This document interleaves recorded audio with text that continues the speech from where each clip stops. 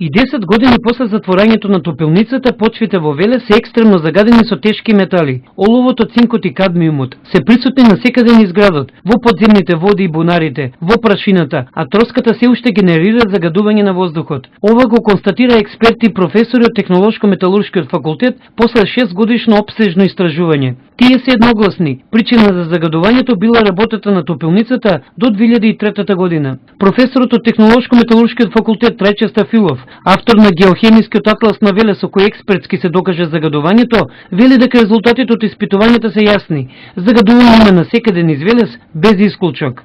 Испитувањата се однесуваат пред се на загадувањето на почвите во градот Велес и во неговата околина. Тие покажуваат екстремно загадување на одредени подречја, посебно делот на индустријската зона и поголемиот дел на градот. Посебно со олово, цинк, кадмиум, но присутни се и други метали кои што се метали чии што минерали се присутни во концентрациите што беа преработувани во топилницата. Тоа се однесува освен на кадмиум, олово и цинк, присутни се и индиум, талиум, жива, арсен и други тешки метали. Подобрување на состојбата со велешката почва нема, иако 10 години не димат од жаците на топилницата. Стафилов ги повикува лекарите и медицинарите да излезат во јавност и да прогласат алармантна состојба. Ситуацијата дополнително е влошува и троската. Неа никој не ја трга, а таа и понатаму е главен извор на загадување со тешки метали. Тоа се знае, содржината на отпадната троска во топилницата. Спезиниот состав е со многу висока содржина цинк, околу 7 до 8%.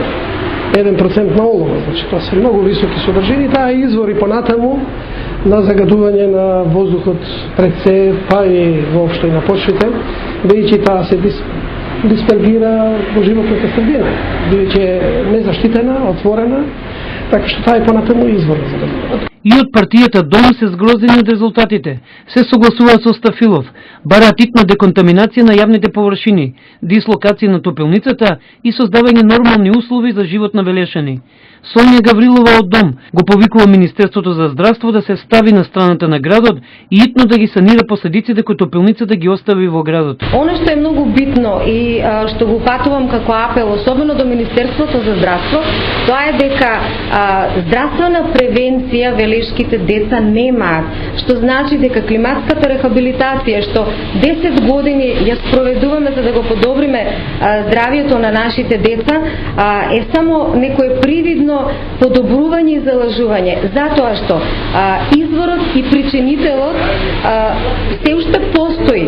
Тој континуирано произведува и доведува до нови и нови заболувања. Во меѓувреме, Метротхем, компанијата што купи топилницата, не се откажува од нејзин рестарт. Кон крајот на април до Министерството за животна средина достави ново писмо за намери, откако претходното беше отфрлено по жалба на општината и Зелените. Писмото е објавено на официјалната страница на Министерството. Од него ќе зависи дали газдите на топилницата ќе продолжат со процедурата за евентуален рестарт на загадувачот.